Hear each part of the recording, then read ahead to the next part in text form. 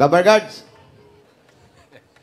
Kailangan po natin kasi ayusin yung mga ganitong bagay. Hindi po natin kailangan palagpasin at hindi po natin dapat konsentihin kung sinasadya o hindi man sinasadya kaya hindi, kailangan po nating ayusin to.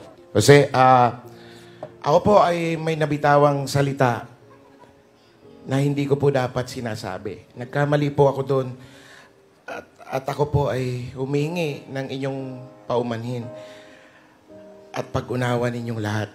Ako ayoko talaga ng cancel culture. Ang dapat ang inaano na, kasi pag cancel culture, pag ekis ka na forever. Ang ano dapat natin ay baguhin ng mga tao at ilagay sila sa tama. Redemption arc, ganyan. Cancel culture, X. Redemption arc, yes.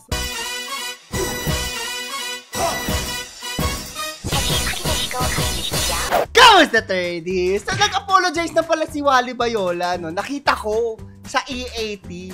Yan yung upload natin kahapon. Marami nangingi ng update. Very professional naman kasi at magaling naman kasi talaga ito si Wally Bayola. Pero alam nyo ba, maraming nagsasabi. Eto'y chismis lamang naman, no? Pero ang dami nagko-conspiracy theories na ano daw, scripted daw para ma-cover up yung ano, yung pagiging biased ni Lala Soto doon kay Tito Soto noon. Para masabi na, ay, walang bias, ganun. Pinapasamon si... Naging bait daw itong si Wally Bayola. Ngayon, bago kayo maghasik ng sama ng loob sa akin dito sa comment, mamaya discuss natin yan. Pero mag-like, subscribe, and notification bell din muna kayo para sa ating 1,000 Gcash giveaway. Tapos sundin nyo lang yung ating mechanic sa ilalim at sagutin yung ating question of the day. After this video din, pwede kayong pumunta sa aking gaming page. Lagi ako nagla-live dyan sa Facebook, Claro the Third Gaming. Anyways, umpisahan na natin yung re-reactan natin ngayong araw. At ito na nga po siya.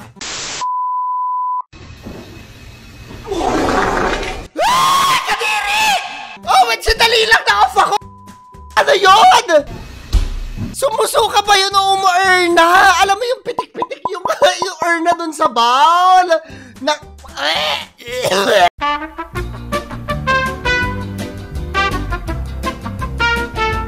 Pakinggan natin isa pa. Si Kuya tama nagpapapogi lang, tapos may nawindang din ako, te! Yaki! Pero normal naman yan. Baka may nakain siyang hindi maganda. Pero maaamoy. Nasusuka ako. Pasensya na po sa mga kumakain. Last na. Nakakaloka. Tama na nga yan. Tama na nga yan. O, eto ano to? Must try at Quiapo. May anak ka na? Nagbuntis ka. Pinipilit na may anak siya. Coming to. Syempre magpapahula ka nga. Di manghuhula. Pero marami mga tao na naniniwala sa hula talaga. At medyo accurate yung mga hula sa buhay nila. Ako personally hindi ako naniniwala. Pero if it's good for you, nakakaganda sa mental health mo ang hula, go for it, diba? Wala namang masama. Jarn. O, ito na to. Sabi, yung amoy na lang ang natitira sa alaala niya. Ba't naman kasi may brief na nakasampay at inaamoy habang nagsesenti? Naka-Angeline Quinto pa siya.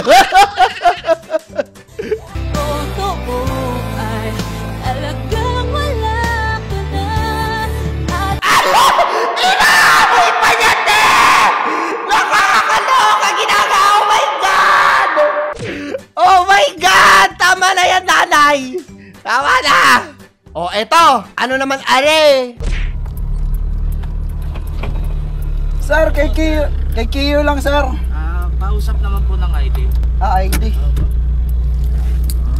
ID. Ito lang ID. Meron ako. Naka-ano pa, no? Naka-picture frame? Sir, ito ID ko eh. Valid ID so yan. Lisensya ko yan eh. Grabe naman. At tatawa na lang din sila.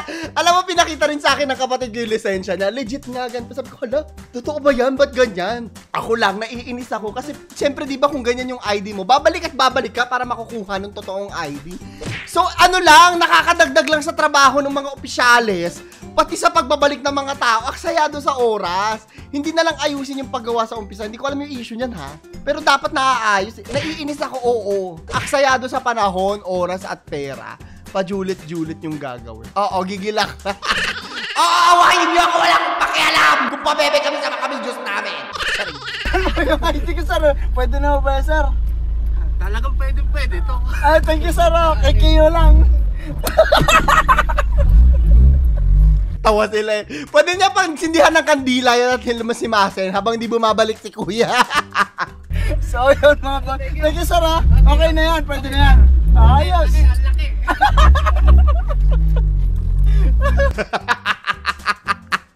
Ang saya nila, te. Ay, naman to sabi. Anong pet peeve mo? Tanong ng tanong.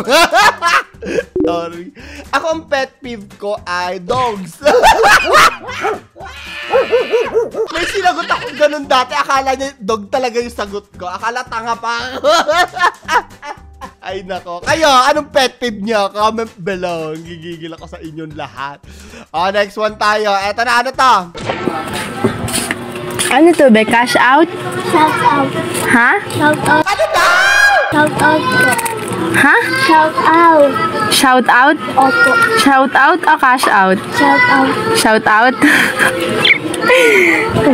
Naguluhan si Bagets. Pwede na tanggapin mo yung 500. Tapos, shoutout kay Bagets. Salamat sa 500. Nakalibre ka pa ng 500. Pero baka naguguluhan lang si Bagets, di ba? Ito naman mga to. Napaka-just mental nyo. Next one.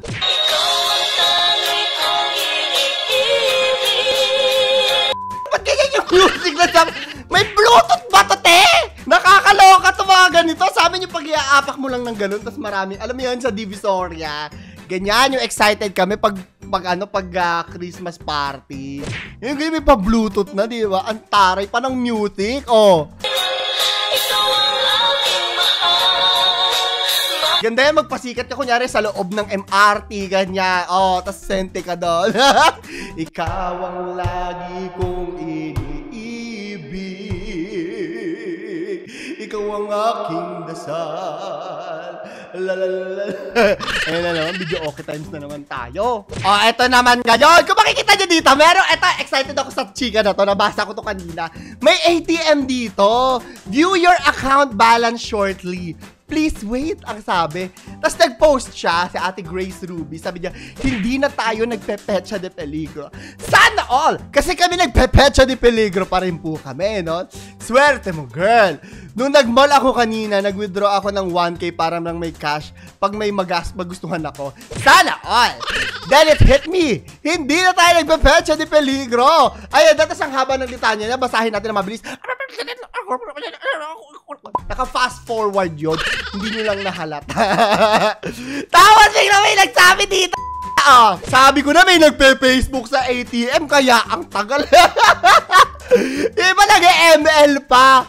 Pero may mga katulad ko naman kasi ako dyan ako nagwi-withdraw. Hindi ako pumupunta dun sa mismong bank minsan. Tapos ayun, medyo matagal nga ako. Lalo na yun sa video, yung fingerprint scanner. Napakatagal.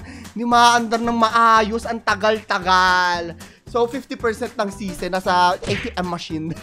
Ang tagal nun, te! Hindi umaandar. Nakaka-20 times kang hindi umaandar. Oo, galit ako. So, ayun lang. At ang haba ka ng litanya ni ate sa ATM, nakakaloka naman po pala kasi talaga. And everything in between. Oh, ano to? Next one!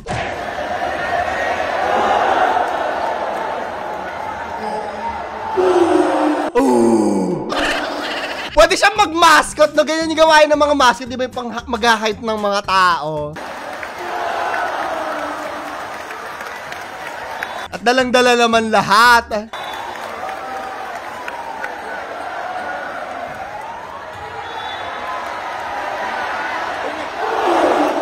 Ay, may kalaban pala sa kabila, te! Di ba nagsabi? Binaril ba?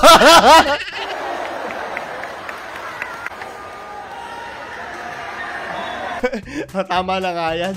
Ito na tayo. Bago kayo magalit, ha? Ako wala akong kinakampihan dito. Ako yung nagbabasa lang ako ng comment.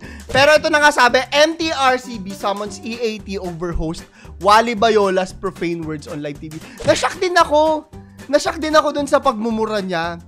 Actually, akong tatanungin ako, parang sobrang out of character kay Wally Bayola nung ganun. Parang hindi naman niya usually ginagawa. Siguro nadala lang din siya. Minsan kasi may mga taong umaarte na nadadala dun sa ina-acting. Eh parang galit na galit yung character niya doon.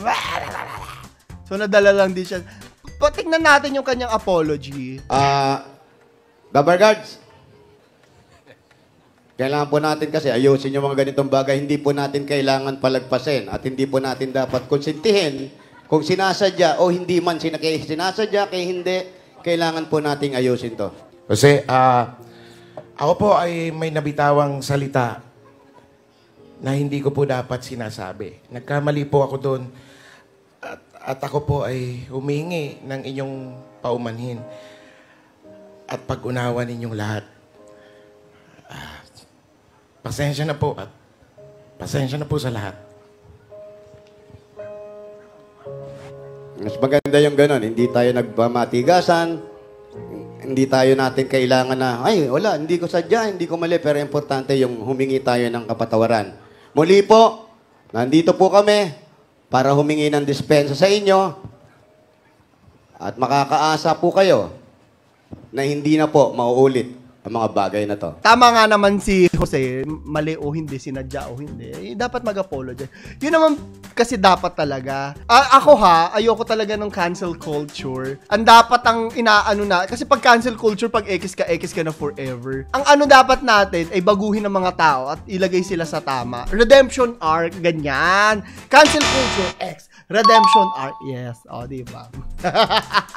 Ayun lang, pero nga nakikita ko ito, kagaya nitong isang comment na to, scripted daw. Nakikita ko, nagbabasa ako ng comments and marami nagsasabi ng ganun. Hindi ko naman alam kung, ewan ko, kayo na lang din yung tatanungin ko sa ilalim kung ano yung tingin. Sige, ito yung question of the day natin. Para sa 1,000 Gcash giveaway natin. Kayo ba naniniwala kayo na scripted daw yan? Hindi ko alam kasi sinasabi nila para mapag-usapan daw or para mapagtakpan yung kay Tito Soto, ganun. Kayo nang bahala, wag niyo ako awayan. Ako yung nagbabasa lang naman ako ng komento ng mga tao. Okay! Last video! Ay, naku, may bago na naman akong kaiinisan!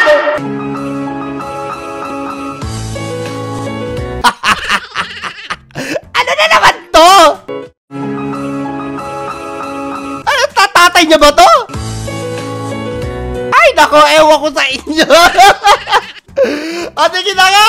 Yun lang po ating video para sa araw na to. Sana nag-enjoy kayo. Huwag nyo kalimutan na mag-like, subscribe, and notification bell para sa giveaway din natin, Nasa ilalim ng mechanics. Tapos after nito, punta na kayo sa Claro the Third gaming page. Naka-live na ako dun ngayon mismo habang tuwing nag-a-upload ako.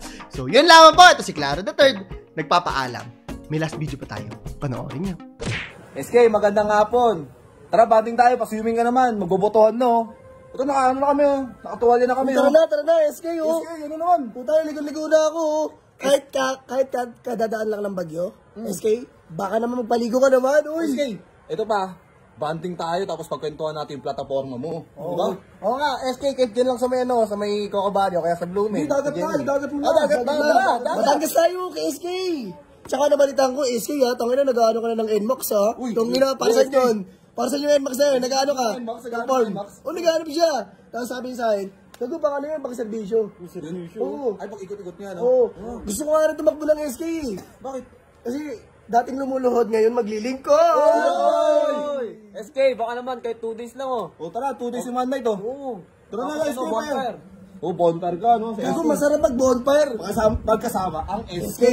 Oo. Tara na, SK, gago. Ako na magluluto ng mga liempo-liempo. Mag-ano. Diba? SK, pa-swimming. SK, pa-swimming ka naman. Tama. Swimming.